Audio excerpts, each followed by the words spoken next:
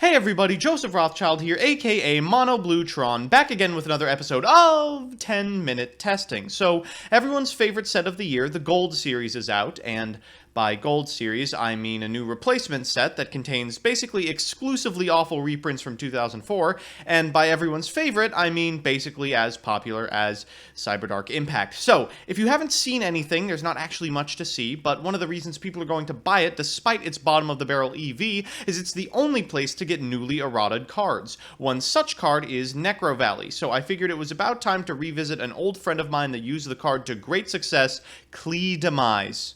So here's the list. God, it feels so good to see the whole band back together. As always, I will give you an overview of the archetype, an explanation of what I hope the deck can do, and of course, the card by card. So, first, QLI is a deck that I miss so very much. There's a time when I thought I would never have to explain this, but with Link monsters effectively shutting pendulums out of the game, there might be a whole generation of duelists who are completely unfamiliar with one of the first broken pendulum decks. In the beginning of pendulums, like with the beginning of Xyz monsters, people thought it was a gimmick, and it remained a gimmick until a couple of pretty choice decks ruined the mechanic for everyone. One of those decks was QLI, a deck of like big machine men from the dual terminal lore. These monsters were swarmy, annoying, searching assholes, carried by their flagship card, QLIPHORT Scout, and their flashy finisher, QLIPHORT Towers, who spawned his own degenerate deck pre-Kaiju called Turbo Towers. They come in two classes, 6-star guys with the Monarch stat line that get effects when they are tributed, and 8-star guys with the other Monarch stat line that get effects when they are tribute summoned. They can also all be normal summoned as 1800 attack monsters, and their flexibility was one of their selling points. Unfortunately, after the limiting of Sacrifice, the limiting of Scout, and of course the banning of QLIPHORT Towers, the deck looked dead. But after Demise was released, new life was breathed into it, and it made a splash at 2016 Nationals as a stun deck, but after a shit showing and 0 copies in the top 32, people declared the deck dead anyway. Until now. One card that was always close to good enough in the deck was Necrovalley. The card doesn't actually really do anything for the archetype, but it constricts your opponent's plays, which is usually good enough. If you look at the new Errata'd, you can actually see that this card got an enormous buff. It used to say cards can't be banished and ignore effects that move a card other than itself from the graveyard. Now, however, and let me see if this is on YGO Pro, yeah, actually it is. It says no banishing, no touching in the graveyard, and no fun. So because of that, we're going to max out on copies of this hopefully broken card and see if it can get us there. So, on to the card list. First, we are playing one copy of Scout, the big man himself. Strap on the helmet and take 800 to search for any QLI. After that is Monolith, who is still expensive for some reason. He draws you cards if you tribute QLIs, which is nuts. Then we have 3 copies of Carrier, who compulses a monster when it's tributed, and 3 copies of Helix, which MSTs when it's tributed. After that are the one-ofs, who you can search off Scout, so it's okay to run one of each. We have 1 copy of Stealth. Stealth can compulse anything if you tribute for him. 1 Disc, who specials 2 QLIs if you tribute for him, and 1 Shell, who does piercing. After that are the spells. We have 3 copies of Demise, which the deck can play because any of its monsters are arguably just as good in the Pendulum Zone as they are in the hand, and we're also playing 3 field spells, which makes it a lot easier to not discard at end of turn. Next is 3 dualities, because we actually don't special summon that much. After that, we have 3 copies of Necrovalley for the sweet locks, 2 Summoner's Art to find Scout and Monolith, 2 Cosmic Cyclone, because we don't really want to play Tween Tweesters, 1 Raigeki, and 1 Sacrifice. Sac allows you to search a QLI when it goes to the graveyard. For traps, we have the recently unbanned Imperial Order, just one more floodgate for the floodgate gods. 1 copy of Skill Drain, 1 Bottomless, 1 Recreate, the tribal skill drain. 2 Lose 1 turn, always good, but never quite good enough. 3 copies of Dimensional Barrier, 1 Solemn Warning, 2 Solemn Strike, and 2 Drowning Mirror Force, because often we pass back without playing a monster. The extra is basically a meme. All the QLIs have this effect that you can't special summon anything but a QLI, and this effect can't be negated. So I've loaded up on things like Blue Eyes Ultimate Dragons, Zark, and 5 God Dragon to celebrate the unbanning of Future Fusion. So with that, let's jump into the games. Our first match is up against Blue Eyes White Dragon playing Chaos Max, probably one of my least favorite cards of all time. We've won the die roll, which is incredibly important when you're playing stun decks. We have a QLIPHORT Helix and a Summoner's Art, which means we'll be able to use our Scout to get a copy of Sacrifice and equip it to our 1800 attack monster, setting a couple of stun traps just for added insurance. That's basically the best start we could hope to get without actually drawing Demise. Our opponents opened pretty well as well. They have a trade-in and an 8-star monster alongside a Galaxy Soldier. Let's see if they can break our board. board. We're going to go first, activate this Summoner's Art, like I said, to get a copy of QLIPHORT Scout, put it in the Pendulum Zone, and pay 800 to get a copy of Sacrifice. Set 2, activate Sacrifice, targeting the Helix that we've summoned as an 1800 4-star, and ending our turn. Our opponent's going to lead with a trade-in. They draw into a Manju. I think, well, I could Solemn Strike this, but thankfully Konami, in their infinite wisdom, decided rituals were just a little bit too strong and added their names to Dimensional Barrier. So we're going to go ahead and call Ritual when he activates Chaos Form. That way we can Solemn Strike something else this turn, and after he activates Galaxy Soldier, I'm like, well, that's basically the best Solemn Strike target in the world. After that is safely in the graveyard, not making a CDI. He activates a Gospel of Revival, summoning Blue Eyes White Dragon, then I think reads Sacrifice and recognizes he's going to plus me off of attacking and that I will eventually win this war of attrition. He decides to concede.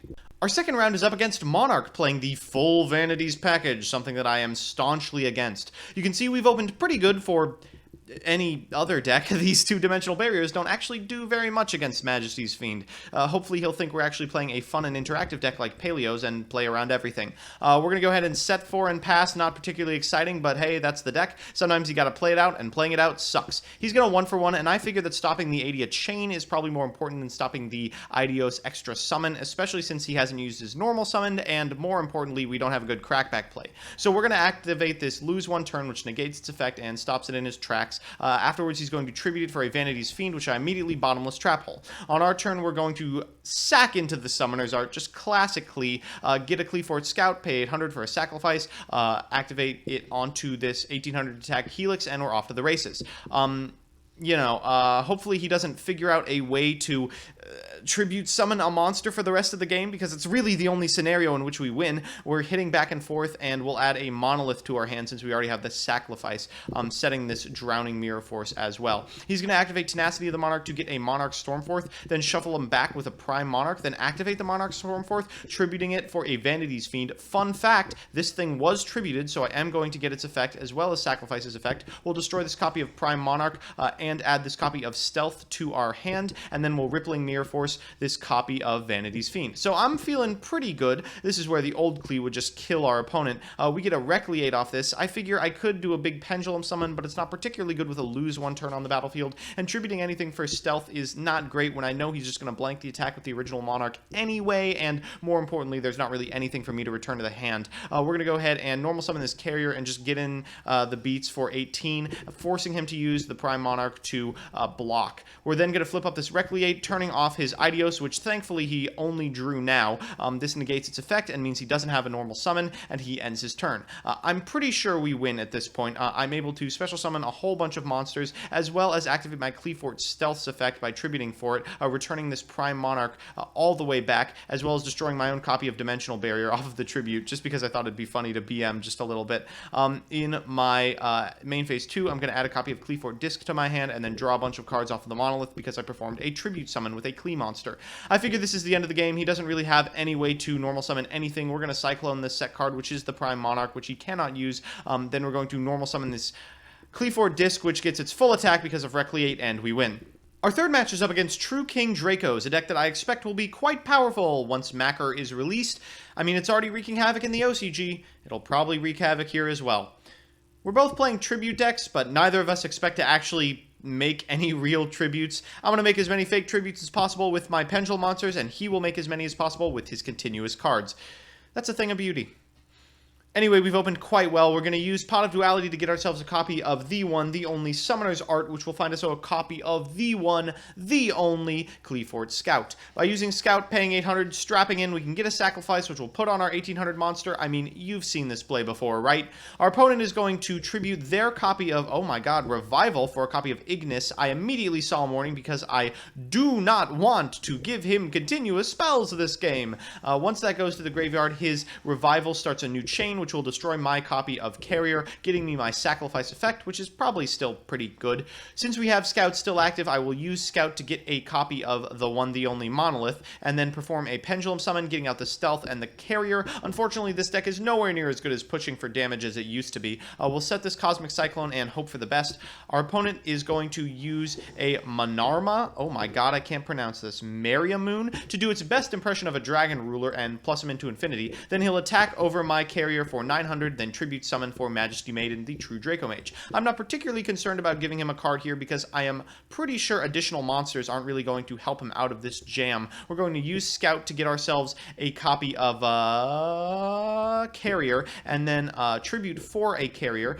That's going to allow us to perform a Pendulum Summon of a couple of 1800s. We'll get over for 100 and then over for an additional 36. Unfortunately, I couldn't really figure out how to make lethal here, but 700 is effectively lethal in all possible worlds. And after he uses Dryas to destroy one of my monsters and get at me for 300 points of damage, I figure this game is just about over. We'll use Scout to pay an additional 1800, get Shell, Pendulum Summon a whole bunch, and then Tribute over for Shell, attacking for exact lethal.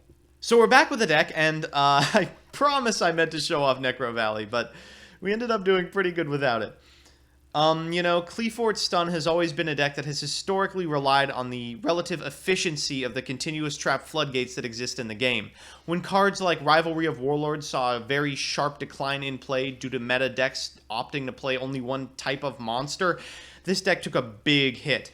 However, new cards like Imperial Order coming off the ban list alongside Errata'd Necrovalley doing its best impression of a floodgate trap really makes a pretty good case for playing this type of strategy. I honestly think that the relative splashability of cards like Necrovalley into a deck that can pretty easily play around both it and every other stun trap like Lose One Turn and Dimensional Barrier in the game makes this a really good option for stunny deck builders everywhere. I would sleeve this shit up and take it to a regional probably. I don't know how well I'd do, but I'd certainly try it out. So that's that. Can you tell that I like the 2016 Nationals format yet? If you want to see me play the decks that I make on this show on stream, I'm on twitch.tv/monobluetron every Monday and Wednesday from 9:30 to noon Eastern Standard Time. Links are in the description. And of course, if you want to see me play a certain deck or archetype on a future episode of this show, let me know in the comment section below and I will do my best to accommodate you. Otherwise, I'll see you Tuesday.